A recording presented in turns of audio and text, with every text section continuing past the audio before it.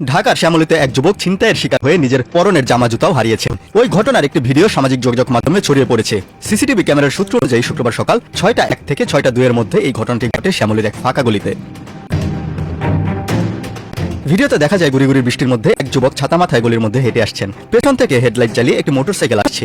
ওই যুবক কাছাকাছি আসার পর মোটরসাইকেল থেকে খানিকটা লাফ দিয়ে একজন নামেন। মোটরসাইকেলে 3 আরোহীর মধ্যে মাঝের জনের গায়ে কোনো জামা ছিল না এবং পা ছিল খালি। মাথায় হেলমেট ও নীল রঙের শার্ট পরা এক ছিনতাইকারী চাপাতি হাতে প্রথমে ওই যুবকের পকেট চেক করেন। এরপর খালি গায়ে থাকা ছিনতাইকারী প্রথমে ছাতা এবং পরে যুবকের কাঁধে থাকা ব্যাগটি ছিনিয়ে নেন। এরপর চালক মোটরসাইকেলটি যেদিক দিয়ে আসছিলেন সেদিকে ঘোরান। ওই যুবক ছিনতাইকারীদের কথা মতো টি শার্ট এবং জুতা খুলে দেন। খালি গায়ে থাকা ছিনতাইকারী ওই যুবকটা জুতা পরেন এবং টি শার্ট হাতে নেন। এরপর নীল শার্ট পরা ছিনতাইকারী ওই যুবককে চাপাতি দিয়ে কোপাতে যান। তখন ওই যুবক 2 হাত জড়ো করে কিছুটা পেছনে আসেন আর ছিনতাইকারীরা মোটরসাইকেলে উঠে চলে যান।